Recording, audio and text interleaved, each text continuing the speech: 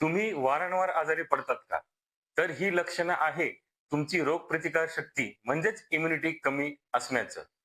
आपण ऋतुसंधी काळ आयुर्वेदात खूप महत्व आहे आणि एक ऋतूतून जेव्हा दुसऱ्या ऋतूची सुरुवात होते, त्यावेळेला विशेषतः आपण आजारी पडतो. कारण की त्यावेळेला आपली रोगप्रतिकार शक्ती कमी होते.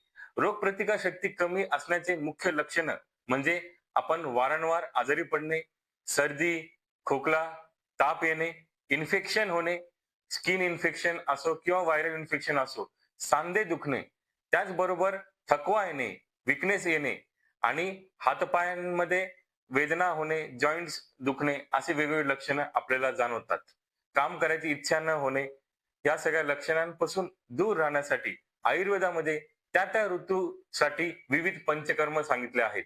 जसे वसंत ऋतूमध्ये म्हणजे मार्च आणि एप्रिलमध्ये ज्यावेळेला आपल्याला कफ वाढतो आणि त्यामुळे सर्दी, कफ, दमा, टीबी, निमोनिया, ब्रॉन्कायटिस असे आजार होतात. त्यासाठी आयुर्वेदात वमन म्हणजे शरीरातील कफ बाहेर काढण्याची चिकित्सा हे पंचकर्म सांगितलं आहे.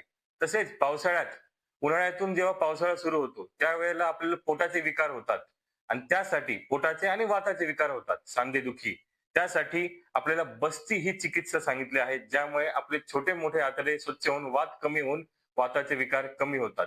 तसेच पावसाळ्यानंतर जो काही आपला पुढे ऋतू सुरू होतो, शरद ऋतू, त्यामध्ये शरीरात उष्णता, पित्त वाढते आणि त्यासाठी पित्ताचे विकार होऊ नये यासाठी आयुर्वेदामध्ये ऋतुसंधी काळात शरद ऋतूमध्ये विरेचन ही चिकित्सा सांगितली आहे. ज्यामध्ये आपल्या शरीरातील एक्सेस पित्त आहे, जे आपल्याला जुलाबावटे बाहेर काढून पित्ताच्या विकारांपासून आपल्याला संरक्षण ठेवता येते.